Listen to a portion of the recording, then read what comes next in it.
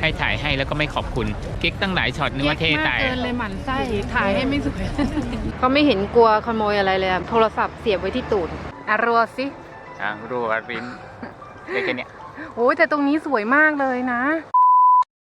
วันที่ 22 ในการเดินทางตอนนี้เราอยู่กันที่มอสโกเรียบร้อยแล้วแล้วก็นี่คือข้างหน้า Airbnb ของเราสภาพอากาศคือจริงๆมันเย็นนะแต่มันมีแดดแรงต้นเดือนกันยาแล้วทริปนี้น่าจะเปลี่ยนชื่อจากโกโนไกเป็นอู้แล้วก็โนไกเพราะว่าออกสายประจำที่เราจะไปกันก็คือเลสสแควร์จัตุรัสแดงที่ยังไงทุกคนก็ต้องไปนั่นเองเวลาขึ้นรถไฟก็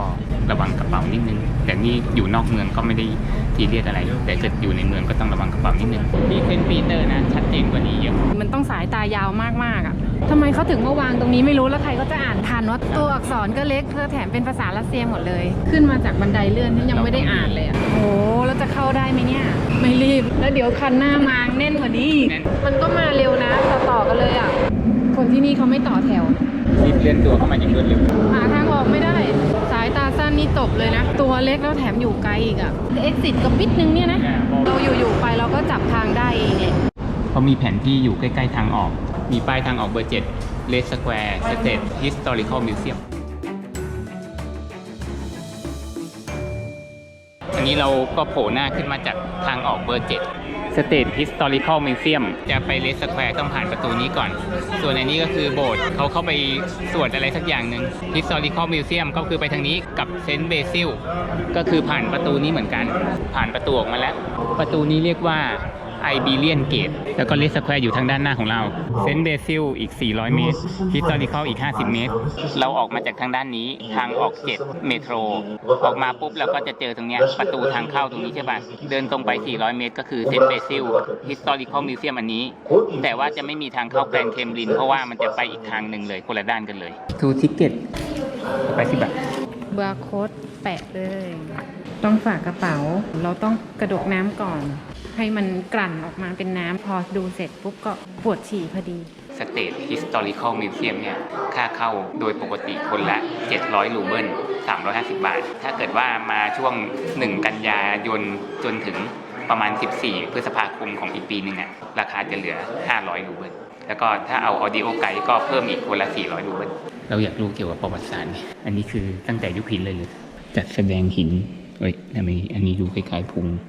แต่ว่าไม่มีภาษาอังกฤษเลยอ่ะที่นี่มันแหล่งท่องเที่ยวยอดฮิตไม่ใช่หรออันนี้สงสัยว่าจะเป็นบ้านของคนสมัยโบราณเล็กมากใช้หินทั้งหมดเลยด้วยนะอันนี้ไม่ใช่บ้านอันนี้เป็นที่เผาศพก่อนคริสตกาลเดิมมันอยู่ที่อื่นแต่ว่า10กว่าปีที่แล้วมันเกิดน้ำท่วมเขาก็เลยย้ายมาอยู่ที่ Historical Museum นี้เลยเด็กเขาก็สนใจประวัติศาสตร์ค้างคาวปีศาจเหรอดูดิจะเรียกว่าเป็นตัวอะไรชีการเดียนเพศเมียจริงๆด้วยอันนี้เขาเรียกว่า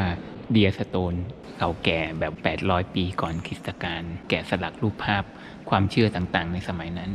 ข้างหลังนี้เหมือนเป็นโลงศพคล้ายๆของจีนยังคงเป็นห้องแสดงเกี่ยวกับวัตถุโบราณอยู่นะเราอยากจะเข้ามาเพราะว่าจะดูประวัติศาสตร์อันนี้แปลกดีเหมือนในหนังเลยนะแกลันฮอร์นไวกิ้งอ่ะคล้ายๆเป็นรูปปั้นจีนเลยนะดูคล้ายๆจะเป็นผู้หญิงมากกว่าเคยได้ยินว่าคนโบราณก็ชอบแกะสลักรูปปั้นที่เคารพบูชาอะไรอย่างเงี้ยป๊อบว่าทำไมคนโบราณจนถึงสมัยนี้ทำไมมนุษย์เราต้องมีเครื่องประดับด้วยตุ๊กตา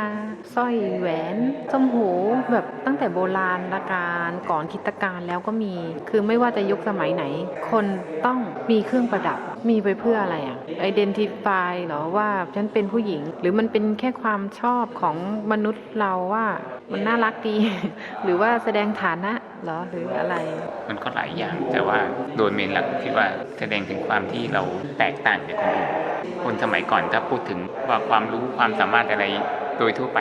คล้ายๆกันหมดแต่ว่าการใส่เครื่องประดับหรือเสื้อผ้าที่แตกต่างมันก็จะคือการโชว์ความแตกต่างจากคนอื่นใช่ไหมคนนึงถ้าแต่งตัวแบบโสมๆก็กลายเป็นขอทานแต่ถ้าคนเดียวกันมาใส่ชุดขุนนางกลายเป็นไฮโซขึ้นมาทันทีแต่ไม่เหมือนสมัยนี้เราก็โชว์ในเรื่องของความสามารถเรื่องของความคิดไม่สามารถดูจากภายนอกได้คือแตกต่างกันที่ความสามารถแต่สมัยนี้รูปลักษณ์ภายนอกก็ยิ่งสำคัญกว่าอีกมันก็แล้วแต่ว่ายุคสมัยไหนว่าจะให้ความสำคัญกับเครื่องประดับหรือว่าหน้าตาก็ระดับคนธรรมดาถ้าระดับแบบว่าจะไฮโซจะอะไรก็ยังต้องมีใช้เครื่องประดับมาเสริมต้องไปทำหน้าทำหุ่นแต่ระดับคนธรรมดาอย่างเราแท ถ้าสมัยก่อนคือแยกไม่ออกเพราะว่าแต่ละคนก็คล้ายๆกันหมดคือไม่ได้เรียนหนังสือก็ต้องอาศัยเครื่องประดับนี่แหละมาทำให้ตัวเองดูต่างหรือว่าทรงผมหรือว่าเครื่องแต่งตัวอะไรอย่างเงี้ย พวกตุ๊กตาเครื่องประดับบ้านอะไรเล็กๆน้อยๆอย่างเงี้ยก็แสดงว่ามนุษย์เราต้องการความที่มันดูดี เราต้องการความ ตั้งแต่สมัยโบ โด รา ด ณแล้ เด่ วน หรือความเหนือกว่าคนอื่นอยู่ตลอดเวลาอยู่แล้วจะเหนือกว่าทางด้านไหนก็ไม่รู้ เครื่องประดับทั้งนั้นเลยนะเนี่ยคือส่วนใหญ่เป็นเครื่องประดับเลยด้วยซ้ำไม่ใช่แบบว่าเครื่องทำมาหากินอะไรอย่างเงี้ย เราเริ่มจะเข้าสู่ยุคถัดมาแล้วนะจากยุคหินเนี่ยอันนี้เป็นมองโกไงเป็นคานเริ่มต้นจากตรงนี้ใช่ไหมมองโกเลียพอดีเลยแล้วก็จะมีส่วนหนึ่งลงล่างจีนอยู่เนี่ยยังไม่ถึงไทยนะแล้วก็ส่วนหนึ่งก็คือเนี่ยไปตามเนี่ยประเทศที่ลงท้ายด้วยสถานทั้งหลายอ่ะแต่แล้วก็มารัสเซียเสร็จแล้วก็แพร่ไปสู่ยุโรปทางตะวันออกตุรกีชาวมองโกสมัยโบราณเนี่ยแผ่อำนาจมาแบ่งเป็นหลายสายไงสายหนึ่งก็มาทางนี้อีกสายหนึ่งก็ลงล่างเนี่ยก็คือกุ๊บไลขานเนี่ยมาตั้งราชวงศ์หยวนที่ประเทศจีนตรงนี้ต่อไปก็จะเป็นวัตถุโบราณที่เกี่ยวกับทางด้านของศาสนานะอันนี้ต้องเป็นคริสต์แน่นอนเลยเนี่ยมีพระเยซูถูกตรึงกางเขนมีชุดเกราะที่ยังคงเป็นชุดเกราะเหล็กมีเสื้อที่เป็นโซ่แล้วอันนี้คืออะไรวะโดมหัวหอมเนี่ยเกี่ยวกับศาสนาแน่นอนว่าแต่อันนี้ไม่ใช่พระเยซูนี่เหมือนเป็นนักรบอะไรสักอย่างเขามีดวงจิตเหมือนพุทธด้วยนะดูตรงรอบๆหัวรูปปั้นไก่ทองถือความหมายอะไรหรือเปล่าเกี่ยวกับคริสต์แน่นอนเลยแบบนี้ชุดของบาทหลวงศาสนาคริสต์เนี่ยเขาก็มีพระเครื่องนะดูดิแต่ข้างในไม่ใช่พระพุทธรูปนะเป็นเหมือนบาทหลวงนี่ก็เป็นรูปทางศาสนาอันนี้ใช่เป็นถ้วยศักดิ์สิทธิ์หรือเปล่า Holy Grail เคยได้ยินชื่อไหมหรือว่า Holy Grail นี่จะเป็นใบนี้อ่ะแต่ใบนี้ใหญ่กว่าอีกโอ้โหตรงนี้มี Holy Grail เพียบเลยเว้ยคือใครดื่มน้ำจากจอกศักดิ์สิทธิ์แล้วเหมือนกับว่าจะได้ชีวิตเป็นอมตะไงข้างหลังนี้น่าจะเป็นเหมือนเป็นเกี้ยวหรือเป็นพระที่นั่งของขานเนี่ยในประตูทางเข้าแน่นอนนี่แง้มได้ด้วยมีต่อข้างบนด้วย มันเป็นทางเข้านะ แต่เขาไม่ได้เขียนเลยนะว่าเข้าทางนี้ปิดประตูด้วยจะปิดประตูทำไมก็เปิดประตูให้คนเห็นดิ ตุลา before ตุลาตอนแรกก็นึกว่าเป็นเกี่ยวกับประวัติศาสตร์ของรัสเซียแต่ว่าจริงๆแล้วคือมันเป็นนิทรรศการของตุลาเครมลินซึ่งเราก็ไม่รู้อยู่ที่ไหนก็จัดแสดงแค่ชั่วคราวจูนถึง30เซตไม่มีบอกเลยว่าให้เข้าไปเชิญชวนให้เข้าอะไรเข้าสิรองเท้าอันนี้เขาเอาไว้โชว์หรือเอาไว้ใส่จริงๆอาจจะเอาไว้สวมทับชุดเกราะอีกทีนึงไงเพราะชุดเกราะมันเป็นเหล็กแล้วอากาศมันเย็นจะเดินยังไงอะ ก็ไม่ต้องเดินเพราะขี่มาไม่ได้เอาไว้โชว์เฉยๆหรอใส่แบบนี้เดินไม่ได้นะใหญ่มากนี่อะไรอ่ะเหมือนเชียนหมากอ่ะหรือว่าสำรับทำเล็บหรอเขาชอบทำเล็บกันเหรอนี่ดูสิเหมือนที่ตัดเล็บเลยอ่ะที่เนี่ยเขามีของฝากเกี่ยวกับทำเล็บตัดเล็บก็เยอะนะแสดงว่าคนที่นี่เขาชอบทำเล็บกันชื่อ historical museum แต่เอาก็จริงกับพอตั้งชื่อใหม่เป็น imperial furniture collection เพราะว่าแสดงแต่ทั้งวัตถุโบราณยุคหินไปจนกระทั่งเนี่ยของชำร่วยของราชวงศ์คือไม่ได้ลำดับเรื่องราวประวัติศาสตร์อะไรเลยคือมันไม่ตรงชื่อเลยไม่มีเรื่องประวัติศาสตร์เลยแล้วภาษาอังกฤษก็มีมั่งไม่มีมั่งบรรยายของอ่ะบางอย่างแต่ไอ้ที่สำคัญนะไม่มีภาษาอังกฤษเลยคาดว่าผู้รับสัมปทานแต่ละห้องเนี่ยไม่ได้คุยกันคนละบริษัทกันหมดบริษัทที่เขาทำบริษัทนี้เขาไม่ทำคืออันที่ไม่สำคัญมันมีภาษาอังกฤษคือสรุปแล้วคือเรากะว่าจะเข้ามาแล้วเข้าใจลำดับเรื่องราวของประวัติศาสตร์ใช่ไทม์ไลน์แต่ว่าไม่ดูเรื่องเลยก็ได้แต่อ่านมาแล้วก็มาเล่ากับที่นักท่องเที่ยวเป็นมือสมัครเล่นทำไมไม่เช่าออดิโอไกด์ล่ะก็เป็นเครื่องมีหูฟังแล้วก็มีให้กดเบอร์ใช่ไหมมาห้องนี้กดเบอร์นี้วัตถุโบราณชิ้นนี้กดเบอร์นี้มันบอกว่าของชิ้นนี้มันคืออะไรเฉยๆแต่มันไม่ได้บอกเรื่องราวของประวัติศาสตร์ไทม์ไลน์ที่เราต้องการใช่ไม่งั้นเราต้องงมอยู่อย่างนี้สักครึ่งวันกว่าจะจบที่นี่นึกถึงตอนไป Resident Munchen มิวนิกเขามีออดิโอให้ฟรีนะอันนั้นอ่ะโอเคเลยคือป้ายก็มีออดิโอไกด์อันนั้นมันเท่าไหร่อ่ะก็มีคือเราใช้ตั๋วปราสาทบาวาเรียง14 วันอ่ะมีทางทิเกต14 วันเข้าได้ทุกแห่งอ่ะอันนั้นอ่ะเฉลี่ยแค่ทีละ€2เอง80 บาทเองอันนั้นมันมีออดิโอให้ด้วยนะอันนั้นเรารู้เรื่องเยอะที่สุดเลยถ้าไม่ใช่ตั๋วคนละ€10ก็400 บาทก็แพงกว่าที่นี่ก็จริงแต่ว่ามันเป็นเยอรมนีมันค่าของชีพมันแพงกว่าอยู่แล้วแผนที่ประเทศรัสเซียใหญ่มากหลังจากที่ดูเฟอร์นิเจอร์มามากมายและวัตถุโบราณตอนนี้มีเทเชอรี่ต่อเทเชอรี่คือสมบัติมองข้างในมีแต่ทองๆทั้งนั้นเลยตรงเนี้ยมันเหมือนเป็นวัตถุล้ำค่าที่มาจากที่อื่นมาจากวังอื่นหรือว่ามาจากโบสถ์อื่นถ้วยใส่น้ำมนต์อันนี้คือเวดดิ้งคราวพระเครื่องมีสายห้อยคอเลยอันนี้ก็เหมือนเป็น หมวกของบาทหลวง อาจจะถือคู่กับอันนี้กางเขนกล่องใส่จดหมายของจักรพรรดิเขาบอกว่าเป็นถ้วยได้มาจากเยอรมนีสงสัยว่าคนดื่มน้ำนี่ต้องแบบยกเวทไปด้วย แล้วก็โอ้มีดาบทองดาบอันนี้เท่มากเทเชอรี่เนี่ยคือมันเป็นของส่วนตัวของจักรพรรดิของราชวงศ์ใช่ไหมเหมือนเวลาที่มีการส่งเครื่องราชบรรณาการมาไงจากต่างเมืองหรือว่าไปได้ของชำร่วยของใครมาเขาก็จะต้องมีคลังเก็บใช่ไหมนี่แหละคือคลังเก็บของราชวงศ์ไงเขาเลยเรียกว่าเทเชอรี่ใครอยากเห็นอัลบั้มรูปของจักรพรรดิเนี่ยอันนี้เลยไม่รู้ไปถ่ายตอนไหนมันจะมาคุ้มก็เอาตอนสุดท้ายนี่แหละชากะเขาบอกว่าเป็นถ้วยไม้ที่เป็นแฮนด์เมดเลยนะปีเตอร์ที่1 The Great เนี่ยทรงเป็นคนทำเองเลยนะไว้พระราชทานให้กับขุนนางของมอสโกเป็นอันเล็กสุดอะแต่มีคนลุมดูเยอะสุดเลยรถโรลส์รอยซ์ของเลนินผู้ก่อตั้งพรรคคอมมิวนิสต์เป็นรถที่ใช้ทำงานนะของวลาดิเมียร์เลนินเนี่ยซื้อมาจากอังกฤษก่อตั้งพรรคบอลเซวิกตอนนั้นอะซึ่งต่อมากลายเป็นพรรคคอมมิวนิสต์เดินทางเยอะแยะไงฉะนั้นรถนี้ก็เลยเป็นส่วนหนึ่งของชีวิตของเขาแต่ก็ได้ใช้แค่ช่วงสั้นๆเท่านั้นเองเพราะว่าเขาได้อยู่ในอำนาจเพียงแค่ไม่กี่ปีเท่านั้นแล้วเขาก็ถูกลอบสังหารแต่ยังไม่ได้ตายในทันทีนะเหมือนว่ามีผู้หญิงคนหนึ่งเข้ามาใกล้เขาเสร็จแล้วก็ยิงจ่อเลยแต่ว่ามันไม่โดนที่สำคัญเขาก็เลยยังมีชีวิตอยู่ต่อมาได้อีกหลายปีจนกระทั่งไม่ไหวแล้วก็เลยถึงเสียชีวิตไป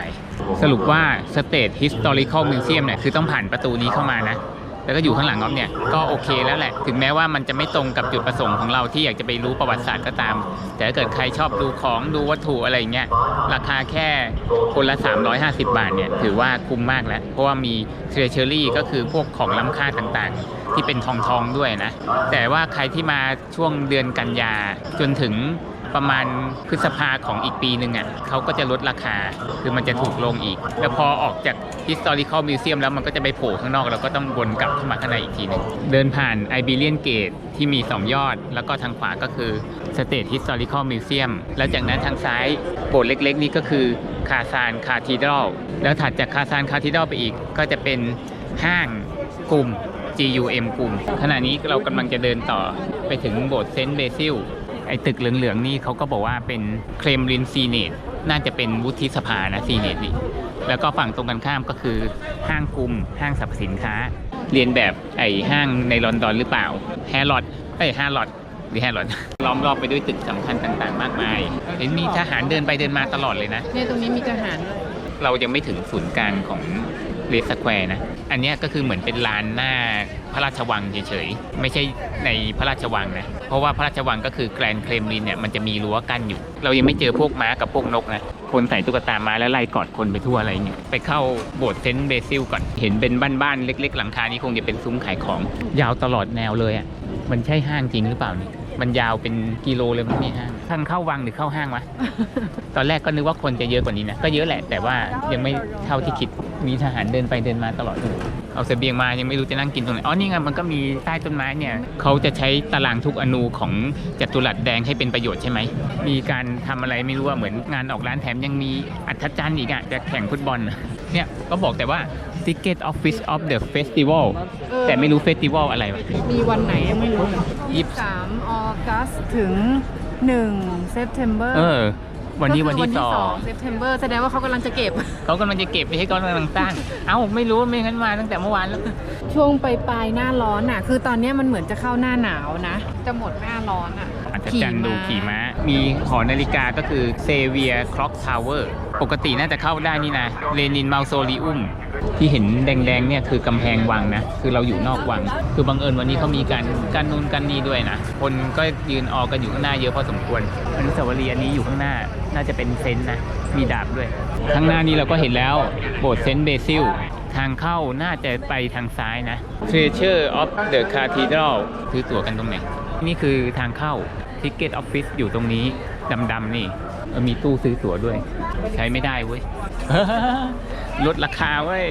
ราคาปกติเนี่ยปี 2019 นะมันจะอยู่ที่คนละ 1,000 รูเบิลแต่ว่าถ้าตั้งแต่ 1 กันยาจนกระทั่งถึง 14 พฤษภาคมของปีถัดไปลดเหลือ 700 รูเบิลฉะนั้นดีใจมากวันนี้ 2 กันยาไงปกติต้องจ่าย 1,000 ตอนนี้เราจ่ายกันคนละ 700นี่ทิเก็ตวันทิเก็ต2 person สไปที่บ้าน ในตั๋วนี้เขาก็ไม่ได้มีภาษาปากีสอะไรเลยนะตั๋วเหมือน historical museum ได้เลย ประหยัดด้วย ประหยัดด้วยสำหรับคนที่ลากกระเป๋ามาเที่ยวที่จัตุรัสแดงมิวเซียมแต่ละที่เขามีที่ฝากกระเป๋าให้แต่ต้องเข้ามิวเซียมนะแล้วก็ในนี้นะสามารถถ่ายรูปได้แต่ห้ามใช้แฟลชโอ้แกะสลักเยอะมากเซนต์เบซิลเนี่ยสร้างโดยคำสั่งของซาร์อีวานที่ 4 สร้างในปี 1588 คือตัวโบสถ์เสร็จตั้งแต่หลายร้อยปีก่อนแล้วแต่ว่าตัวภาพเขียนข้างในเนี่ยเพิ่งจะมาเสร็จสมบูรณ์จริงๆในปีคศ 1905 แต่แปลกแค่ปกติเราเข้าโบสถ์เราจะหนาวมากเลยทำไมอยู่ที่นี้มันร้อนวะ โบสถ์นี้คือต่างจากทั่วไปจริงๆเพราะว่าการเดินเข้าชมหลายห้องมากสวยๆทั้งนั้นเลยดูเก่านะก็ขลังยังไม่มีอะไรแขวนเซนต์เบซิลเนี่ยสร้างขึ้นบนฐานเดิมซึ่งเคยเป็นที่อยู่ของพวกช่างฝีมือต่างๆมาก่อน แล้วก็ซาอีวานที่ 4 เนี่ยชนะศึกคือเมืองคาซานเป็นศัตรูกันมาก่อน แล้วก็ยึดครองคาซานได้ก็เลยสร้างโบสถ์นี้ขึ้นมาเป็นที่ระลึกโบสถ์เซนต์เบซิลเนี่ยจะเห็นว่ามีหลายยอดมากประมาณ9 ยอดแต่ละยอดเนี่ยคือ1โบสถ์ก็หมายความว่าเปรียบเสมือนกับมีโบสถ์ถึง9แห่งมารวมอยู่ในที่เดียวกันเขาคงเอาไอ้ป้ายที่บรรยายทั้งหมดมาใส่ในนี้มันมี2ชั้นนะชั้นแรกยังเดินไม่หมดเลยตั๋วคุ้มเนาะตอนแรกว่าจะไม่เข้าแล้วนึกว่าจะแบบเข้าไปดูโบสถ์เฉยๆเยอะนะที่นี่เขาก็ดีนะมีภาษาอังกฤษบอกทุกอันเลยเซนต์เบซิล with the Kremlin in the background ภาพนี้เขามีซ่อนกลนะอันนี้คือภาพเขียนนะทางขวาก็เอาไอ้กรอบทองเนี่ยมาครอบไอ้ตัวภาพเขียนเนี่ยหน้าของนักบุญกับยักษ์เนี่ยมันก็จะมาโผล่ตรงที่เว้นว่างตรงทางกรอบทองพอดีเลยนี่เราเข้ามาทางเบอร์ 3นี่ปึ๊บมาจนข้างล่างอยู่ข้างในสุดแล้วมันมีชั้น 2เราก็ต้องออกกลับไปตรงนี้เพื่อขึ้นไปชั้น 2ข้างล่างมีตั้ง14 ห้องนี่คือกลับมาทางด้านหน้าก็เป็นรูปจำลองของโบสถ์เซนต์เบซิลนี่แหละแล้วจะมียอดตรงกลางที่ใหญ่มากแต่ว่ารู้สึกสีจะตกปะสีตกสร้างโดยอีวานที่ 4 ผู้โหดร้ายสร้างโบสถ์นี้เป็นที่ระลึกหลังจากที่ได้ควบรวมเมืองคาซานเข้ามาอยู่ในอาณาจักรจะมีบันไดทางขึ้นไปชั้น 2เป็นบันไดบนที่ชันนิดนึงขึ้นมาที่ชั้น 2ถ้าเราไปทางขวาก็ไป Church of Constantinople ซ้ายบนก็คือ Church of Saint Cyprian ซ้ายเฉยๆก็คือ Church of Saint Gregory ตรงนี้คือโบสถ์ตรงกลางนะที่ยอดสูงที่สุดแล้วขึ้นไปสูงมากนี่คือภาพเขียนของ How for the Sunshine of Saint Basil the Blessed ที่คนซ้ายกับขวาใช่ไหม Saint Basil the Great and Saint Basil the Blessed Saint Basil มี2 คนหนึ่งเนี่ยเป็นเซนต์จริงๆเหมือนเป็นเทพอะไรเงี้ยส่วนอีกคนหนึ่งก็คือเป็นคนธรรมดาที่ชื่อเดียวกันแต่ว่าได้อุทิศบำเพ็ญตนเพื่อช่วยชาวเมืองมอสโกหรืออะไรสักอย่างเนี่ยในสภาพที่ไม่สวมเสื้อผ้าก็เลยได้เป็นเซนต์ก็เลยมี2 คนคือเซนต์เบซิลเดอะเกรทแอนด์เซนต์เบซิลเดอะเบรสก็คือคนที่ไม่สวมเสื้อผ้านี่คือเซนต์เบซิลเดอะเบรสก็คือเหมือนได้รับพรอะไรเงี้ยเป็นคำวงกฎเลยเป็นโบสถ์9 แห่งรวมกันแอบนั่งกินข้าวในนี้ได้ไหมออกไปกินแต่กลับเข้ามาใหม่ได้ไหมถ้าดูตรงกระจกตรงนี้จะเห็นมีรอยจูบหลายอันชาวคริสต์ที่เขานับถือมากๆเขาก็จะทำความเคารพในแบบของคริสต์แล้วก็จูบที่ภาพด้วย Church of Saint Nicholas the Wonder Worker อันนี้คือ Church of Alexander Church of Constantinople Alexander John and Paul คนนี้ Saint Basil the Great Saint Michael the Archangel มีปีกด้วย Saint John the Forerunner Saint Gabriel the Archangel Saint John the Chrysostom คือถ้าเกิดรีบๆเดินผ่านก็ไม่เยอะหรอกแต่ว่าถ้าแบบเดินสำรวจเดินดูนั่นดูนู่นอ่านป้ายเงี้ยก็นานนะถือว่าคุ้มมากเหมือนกับเดินอยู่ในเขาวงกตจริงๆอ่ะทั้งที่ก็ไม่น่าจะใหญ่มากนะได้ยินเสียงคนร้องเพลงอันนี้ Church of Cyprian and Marty เอาแบบย่อๆนะไม่รู้ครบหรือเปล่าแต่ว่าเยอะแล้วอันนี้คือเซนต์อะไรหรือเปล่า Exit มีขายของที่ระลึกทางออกแล้วสรุปเรื่องราวของโบสถ์เซนต์เบซิลคาธีดรัลนะจากที่อ่านมาแล้วก็ที่ดูจากในนี้ด้วยเอาแบบรวบยอดเลยก็คือสร้างขึ้นในคศ 1588 โดยพระเจ้าซาร์อีวานที่ 4 The Terrible ก็คืออีวานผู้โหดร้ายคือเปรียบเทียบได้กับจักรพรรดิน่ะเหตุผลเพราะว่าพระองค์เนี่ยต้องการที่จะสร้างโบสถ์เซนต์เบซิลเนี่ยเพื่อฉลองชัยชนะจากการที่พระองค์เนี่ยได้ลบชนะได้เมืองคาซานมาครอบครองก็คือสาธารณรัฐตาตาสถานในปัจจุบันนั่นเองพระองค์จ้างสถาปนิกชาวอิตาลีมั้งอันนี้ไม่แน่ใจมาออกแบบโบสถ์นี้ให้สวยงามที่สุดเท่าที่จะทำได้ในยุคนั้นโดยที่พอสร้างเสร็จปุ๊บพระองค์ไม่ต้องการให้มีอะไรที่สวยกว่านี้อีกแล้วพระองค์ก็เลย จัดการควักลูกตาของสถาปนิกเนี่ยที่สร้างโบสถ์นี้ก็เลยได้ฉายาว่าอีวานเดอะเทอร์ริเบิลก็คืออีวานผู้โหดร้ายนี่เองอาจจะมาจากสาเหตุอื่นด้วยนะแต่ว่าเราเอาเฉพาะที่เกี่ยวกับโบสถ์นี้แล้วก็โบสถ์นี้สร้างขึ้นในปีเกือบ 1,600 ใช่ไหมคือตัวตึกภายนอกเนี่ยเสร็จสมบูรณ์ตั้งแต่ตอนนั้นแล้วแต่ว่าไอ้ภาพเขียนภายในที่ประดับต่างๆเนี่ยมาเสร็จเอาจริงๆก็คืออีก300กว่าปีถัดมาคือปี 1,900 กว่าโดยที่ถ้าใครนับยอดของโบสถ์นี้จริงๆเห็นเป็นโดมสวยๆเยอะแยะเนี่ยพบว่ามีถึง9โดม9ยอดซึ่งแสดงถึงว่าแต่ละยอดเนี่ยคือโบสถ์1แห่งคือหมายความว่าเซนต์เบซิลคือการรวมตัวกันของโบสถ์ทั้งหมด9แห่ง Church of Entrance of Lord into Jerusalem อันไหนสีแดงเขียวนี่ อันนี้ เนี่ย มีรูปตัวไว้ สีม่วงคอนสแตนติโนเปิล อันนี้ Holy Trinity อันนี้อเล็กซานเดอร์อันนี้นิโคลัสอันนี้บาลัมหรือบาเลมอันนี้เยรูซาเล็มนะครับอันนี้เกเกอรี่อันนี้มาเธอร์ออฟก็อดอ๋อที่ใหญ่สุดเลยนี่ไงมาเธอร์ออฟก็อดอันนี้ไซเพียนทำไมมีเบซิลเฉยๆด้วยเซนต์เบซิลเชิร์ชคืออันนี้เหรอมันไม่ใช่ชื่อเรียกรวมเหรอคือโบสถ์9แห่งมารวมร่างกันเป็นเซนต์เบซิลที่เดียวภายในจะมี2ชั้นจัดแสดงเกี่ยวกับพวกสมบัติต่างๆของโบสถ์ด้วยแล้วก็ชั้นที่2ก็คือจะเป็นการแยกห้องระหว่างว่าห้องนี้คือโบสถ์นี้ห้องนี้คือโบสถ์นี้มีป้ายบอกอะไรต่างๆเสร็จสับเลยซึ่งการเข้าชมนี่ถ้าเดินผ่านๆก็คงไม่นานแต่ว่าถ้าแบบสนใจแล้วก็อ่านข้อมูลต่างๆเนี่ยก็ใช้เวลาน่าจะเกินชั่วโมงอยู่เหมือนกันแล้วก็ต้องใช้เวลาในการหาทางออกด้วยเพราะว่าชั้น2เนี่ยยังกับเขาวงกตน่ะออฟก็ไม่รู้ว่าที่ออฟถ่ายไปนี่ออฟเข้าครบหรือยังนะแต่ว่าก็โอเคถือว่าเยอะแล้วข้างในก็ถือว่าคุ้มนะกินกันข้างรูปพระแม่มารีเลยดึงมาช้อนมาจะกินยังไงล่ะเนี่ยหลังจากที่ปิกนิกกันแล้วก็จะเดินไปที่แม่น้ำมอสโกวาเครมลินที่นี่ใหญ่มากนะแล้วเราก็จะเดินกลับทางด้านนั้นทางด้านสวน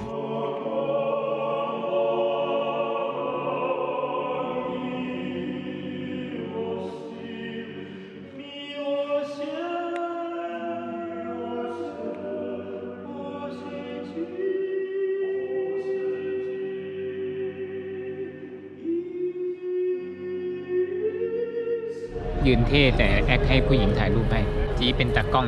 เมื่อกี้เนี่ยมีคนให้จี้ถ่ายรูปให้ใช่ไหมผมคิดว่าบางครั้งถ้าเรามาที่เที่ยวคนเยอะแบบเนี้ยแล้วมีคนให้ถ่ายรูปให้เราอาจจะต้องระวังเพราะอาจจะเป็นมุกของมิจฉาชีพเราก็ไม่รู้นะว่ามิจฉาชีพเขามีมุกอะไรบ้างเราตามเขาไม่ทันหรอกนะระหว่างที่เรากำลังถ่ายเขาอาจจะมีคนย่องมาฉกอะไรจากกระเป๋าเราก็ได้ใครจะไปรู้แต่เมื่อกี้จี้ก็ระวังนะแต่ว่าคิดว่าต่อไปก็คงจะปฏิเสธไปบ้างดีกว่าไอ้ผู้ชายคนนั้นน่ะให้ถ่ายให้แล้วก็ไม่ขอบคุณแล้วแถมแอคหลายท่าด้วยนะเก๊กตั้งหลายช็อตนึกว่าเท่ตายเกินเลยหมั่นไส้ถ่ายให้ไม่สวยนึกว่าเท่ตายเลยโทรศัพท์ของตัวเองนะก็ไม่สวยอยู่แล้วตัวภาพมันมัวไงใส่เพิ่งไปเช่าชุดมาไงเดี๋ยวต้องเอาไปคืนแล้วคือโทรศัพท์มันไม่ดีไงแล้วเวลาเราถ่ายมันก็สีไม่สดเขาก็มองดูอยู่นั่นแหละระหว่างนั้นแหละนี่ก็เลยชิ่งออกมาเลยคือปกติตรงนี้ต้องเป็นที่โล่งนะแต่วันนี้กำลังเก็บไอ้ที่จัดงานอยู่เราก็เลยอดเดินในที่โล่งเลยมาใหม่จริงๆมุมนี้ก็สวยนะจะบอกให้หลังโบสถ์เนี่ยเดินมาทางแม่น้ำเราก็ลองเดินข้ามไปที่สะพานข้ามแม่น้ำมอสโกวาว่าจะมีวิวอะไรให้เราถ่ายบ้างไหมกลายเป็นว่าวิวถ่ายเซนต์เบซิลที่ดีที่สุดจุดหนึ่งเลยก็กลับกลายเป็นตรงสะพานที่อยู่ด้านหลังวันนี้น่าจะเป็นคนท้องถิ่นนะเขาไม่เห็นกลัวขโมยอะไรเลยโทรศัพท์เสียบไว้ที่ตูดที่เดินเยอะมากเลยเราอยู่ที่นี่แค่8คืนไหมทำไมมันไม่พอวะเดินผ่านสวนที่อยู่ทางขวาล่างของเลสแควร์พอดีเห็นคนเดินอยู่ยุบยับข้างบนนี้ก็เลยจะหาทางขึ้นไปข้างบนดูระหว่างทางที่เดินขึ้นก็จะมี Cathedral of Our Lady the Omen เดินขึ้นบันไดไปฟ้าครึมๆหวังว่าอย่าเพิ่งตกนะจริงๆแล้วข้างบนนี้เนี่ยจะเป็นทางเดินเพื่อเชื่อมไปคอนเสิร์ตฮอลล์คือทางขวานี่นะเดินขึ้นจากตรงนี้นะเราสามารถเห็นวิวได้รอบทิศเลยเริ่มต้นจากข้างหลังนี้เซนต์เบซิลแล้วก็มีโบสถ์อาร์คแองเจิลที่อยู่ข้างในกำแพงของวังเครมลินเสร็จแล้วก็ข้างหลังก็คือโบสถ์ Cathedral of Our Lady ที่เพิ่งจะเดินผ่านมาแล้วก็มีคอนเสิร์ตฮอลล์แล้วก็ด้านหลังคือฝั่งตรงข้ามแม่น้ำมอสโกวาที่กำลังยืนถ่ายวิวอยู่มาเกือบครบทริปแล้วเรายังรัวริ้นไม่เป็นเลยรัวสิรัวริ้นได้แค่เนี้ยโอ้ยแต่ตรงนี้สวยมากเลยนะแต่ไม่มีทัวร์ไม่มีนักท่องเที่ยวมีแต่คนท้องถิ่นเพราะว่าเราเดินมาเรื่อยๆเดี๋ยวมันก็เจออะไรตั้งหลายอย่างเรื่องเดินมาก็เรื่องนึงแต่ว่าจริงๆเราจิ้มมาจากแผนที่แต่มันสวยมากจริงๆนะเป็นจุดถ่ายรูปที่แบบดีมากๆใช่พาไปดูคอนเสิร์ตฮอลล์ลึกลับ เป็นสวนที่น่าสนใจดีว่ะอาจจะแสดงกันตรงนี้ก็ได้นะ ก็เนี่ยมันเหมือนเป็นลานเวทีอ่ะ ขึ้นไปดูดิ เดี๋ยวเขารอตรงนี้นะ ในเมื่อมีคนท้าให้ขึ้นไปดู เราก็ต้องลองใต้หลังคานั้นมันมีอะไรอยู่ โอ้ด้านล่างสวยมากๆอ่ะขึ้นมาจากทางนั้นนะเหนื่อยพอสมควร ไม่เห็นมีอะไร ใต้หลังคาก็คือ สวนนั่นเองเขาสร้างหลังคาครอบสวนว่ะงงมันครอบเฉพาะตรงสวนนะส่วนคนดูข้างล่างไม่ครอบเว้ย ส่วนจี้ผู้ที่ท้าให้ขึ้นไปนั้น ตอนนี้นั่งเป็นมาอยู่อุ๊ยก้าวพลาดไปขั้นหนึ่งทำอะไรอยู่กินแตงกวาน้ำแบล็คเคอร์เรนต์ข้นมากอ่ะอย่างกับเอาแยมมาละลายน้ำอ่ะขวดหนึ่งแค่13 บาท 50ไม่หวานนะ แต่มันข้นอ่ะเนี่ยข้นแบบว่าอร่อยมากอ่ะถึงแม้จะไม่หวานก็ตาม ดูดิจีนะ เป็นคนรักสุขภาพ เดินถือนม แต่มีคนบางคนนะ เดินถือขวดเบียร์เป็นเหมือนพวกขี้เมาเลยอะดูดิ วงเล็บของทั้งหมดเนี่ยออกซื้อแค่อันนี้อันเดียว นอกนั้นจีเป็นคนเลือก แต่จีเอาเฉพาะอันนี้มาโชว์ แถวนี้สวยมากเลยอะนั่งเล่นล่มลื่นดูคนดูเด็ก โอ้ยมีความสุข ที่น่าจะมีคนแก่มานั่งเยอะก็ดู หมายความว่าไงวะ เด็กดูเด็ก